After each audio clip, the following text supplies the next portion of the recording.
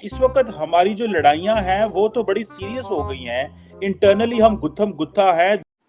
क्या क्या क्या बोला? इंटरनली हम गुत्थम गुत्था हैं। इंडिया ने आज जीसीसी के साथ फ्री ट्रेड एग्रीमेंट साइन कर लिया है, ऑस्ट्रेलिया के साथ कर लिया है।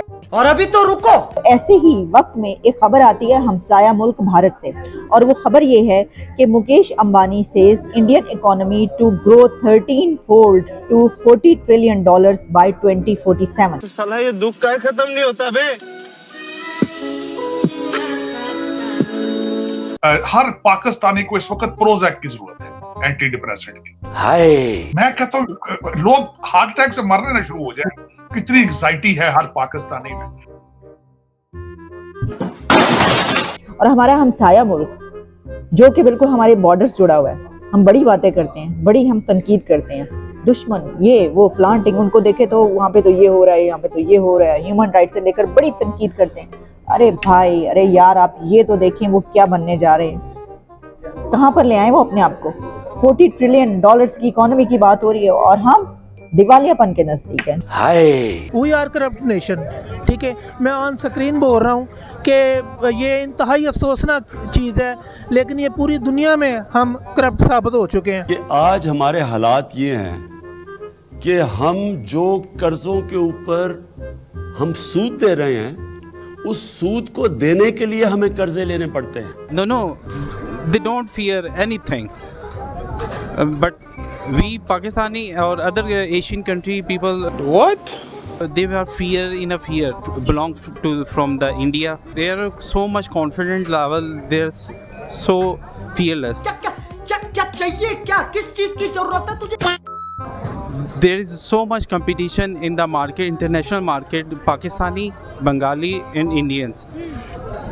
When three of them go to for the interview, they select Indian people. You are atomic power. आपके बारे में दुनिया आज क्या सोच रही है? 1 महीना हो चुका है आपका फॉरेन सेक्रेटरी कोई नहीं।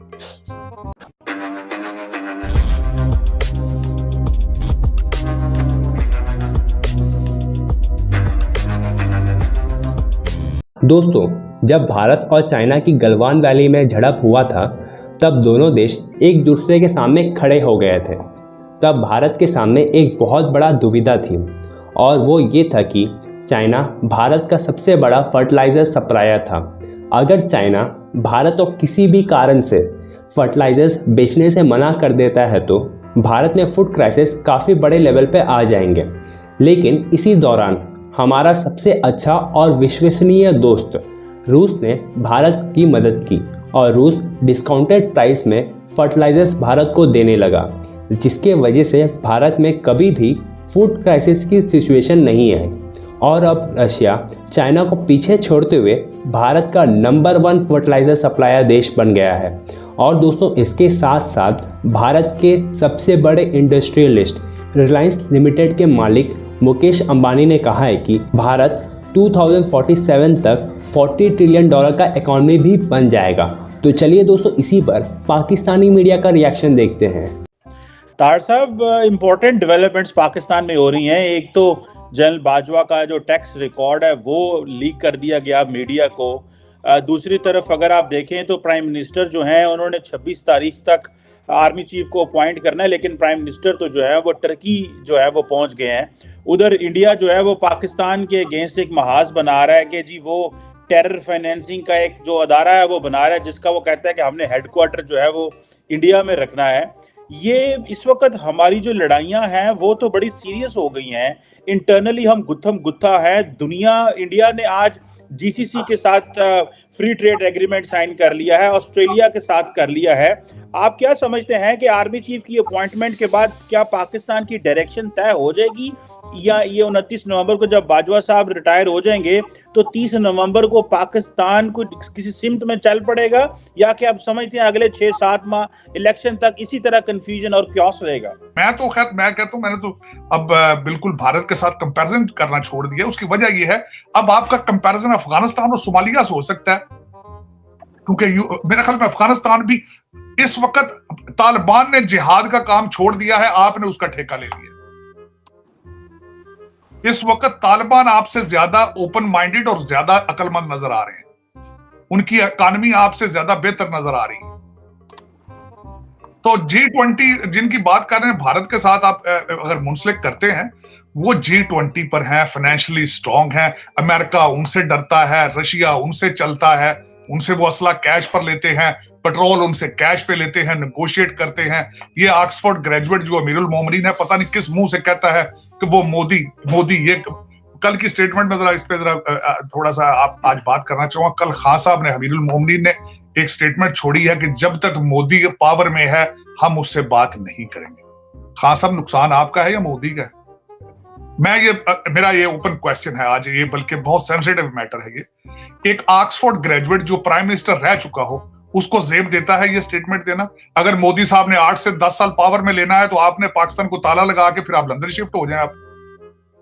और दूसरा मैं ये कहूंगा कि मोदी खुद हिंदू हैं और जिस मुल्क के वो प्राइम मिनिस्टर हैं, मेजॉरिटी वहां पे हिंदू हैं, उनको वो उनकी तरक्की के लिए वो सिंसियर हैं। आप अगर पाकिस्तान को डिलीवर नहीं कर पाए तो मोदी का क्या कसूर है उसमें? आप मोदी के खिलाफ क्यों है भाई? वो अपने मुल्क के साथ तो सिंसियर है, अपने मजहब के साथ भी सिंसियर है, आप क्यों नहीं पाकिस्तान के साथ सिंसियर? आपने 3.5 साल में क्या किया है? आप 25-25 साल के बच्चे आपने मिनिस्टर ले आए थे, आप जिनको आप मेरा अपने मोहल्ले में कोई उनसे शेक हैंड नहीं करता, मोहल्ले का किरानेदार उनको उधार नहीं देता, आप उनको मिनिस्ट्रियां पकड़ा दी, आप वो अरबपति बन चुके हैं। ये खान साहब, तो उनका कसूर क्या है? मोदी का क्या कसूर है भाई इसमें? हाँ, दूसरा ये है कि आप ये कोई भी समझदार इंसान, जी शऊर आदमी ये स्टेटमेंट दे सकता है कि जब तक मोदी पावर में आप इससे बात नहीं करेंगे। इससे पहले मिस्टर अडानी ने ये कहा था कि 2050 तक $30 ट्रिलियन इकोनॉमी इंडिया बन जाएगा, लेकिन अब मुकेश अंबानी साहब ये फरमा रहे हैं, जो कि one of the richest person है इंडिया के, बड़ी इंपॉर्टेंट पर्सनालिटी है वहाँ की, उनकी कैलकुलेशंस ही हैं। वो एक जगह पर मौजूद थे, स्पीच कर रहे थे, जहाँ पर उन्होंने ये कहा कि India is likely to become 40 trillion economy by 2047, a 13-fold jump from its current size. India will grow to become a 40 trillion economy by 2047, ranking among the top 3 economies of the world. और फिर ये 10th convocation था of Pandit Deendayal energy university है, ठीक है। अब उसमें उन्होंने ख़ास तौर पर जो है ना वो 3 फैक्टर्स पे बात की है। उन्होंने 3 चीज़ों की बड़ी बात की है। आने वाले डेकेड्स में इंडिया को 3 ऐसे गेम चेंजिंग रेवोल्यूशंस हैं जो उसको वहाँ तक लेकर जाएंगी जिस पॉइंट की अभी बात हो रही है। वो कौन से हैं? वो हैं द क्लीन एनर्जी रेवोल्यूशन, फिर है बायो एनर्जी रेवोल्यूशन, एंड एक और है और वो है डिजिटल रेवोल्यूशन। हम देखें तो रशिया और इंडिया के इस टाइम तो फेमस हुए पड़े हैं कि वो दोनों बहुत ज़्यादा ट्रेड कर रहे हैं। रशिया ने चाइना के एक सेक्टर को इंडिया के अंदर रिप्लेस कर दिया। वो किस तरह? जहां चाइना फर्टिलाइज़र में इंडिया के अंदर 23% इन्वेस्ट करता था, अब वो 15% पे आ गया, और जहां रशिया जो है वो 8% करता था, वो 22% पे आ गया। चाइना को बीट करके इंडिया में इन्वॉल्व हो गया। कैसे देखते हैं China day by day crisis में जा रहा है? किस तरह से कि जितनी कंपनीज है वो इंडिया पर भरोसा करके इंडिया में मूव कर रही है चाइना को छोड़ के? नो डाउट इंडिया जिस हिसाब से तरक्की कर रहा है, जो उनका ग्रोथ लेवल है, इंडिया बीट कर देगा चाइना और अदर कंट्रीज़ को जो कि इस टाइम सुपर पावर्स हैं।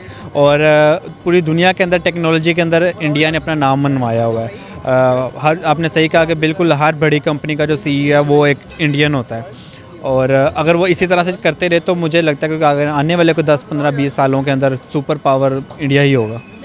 अगर हम बात करें इस टाइम की, तो पाकिस्तान की ट्रेड आपके सामने है, प्रेजेंट हालात जो हैं पाकिस्तान के वो भी आपके सामने है, लेकिन आने वाले टाइम में कैसा लग रहा है? IMF का कहना है जहां इंडिया सुपर पावर बनेगा वहां पाकिस्तान 75% जो है बैंकरप्ट होने के चांसेस है। क्या रखा आपको? पाकिस्तान के जो करंट क्राइसिस चल रहे हैं, और मुझे लगता है जब तक ये स्टेबल नहीं होगा, हमारा कंट्री भी स्टेबल नहीं होगा, जब तक हमारे मुल्क के हालात थोड़े से अच्छे नहीं हो जाते, मुझे नहीं लगता कि हम कोई तरक्की की तरफ जा रहे हैं, बल्कि हम तनज़्ज़ुली की तरफ जा रहे हैं।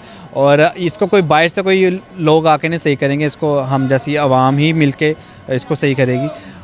मुझे लगता है कि हर इंडिविजुअल को जो सा इसमें पार्ट लेना चाहिए। हमें सिर्फ किसी एक पर्टिकुलर एक बंदे के ऊपर नहीं छोड़ देनी चाहिए कि वो बंदा आएगा तो वो मुल्क को चलाएगा। ये पूरे मुल्क जो सा हमारी पूरी आवाम है, जो यूथ है, इनको यूनाइट होना पड़ेगा।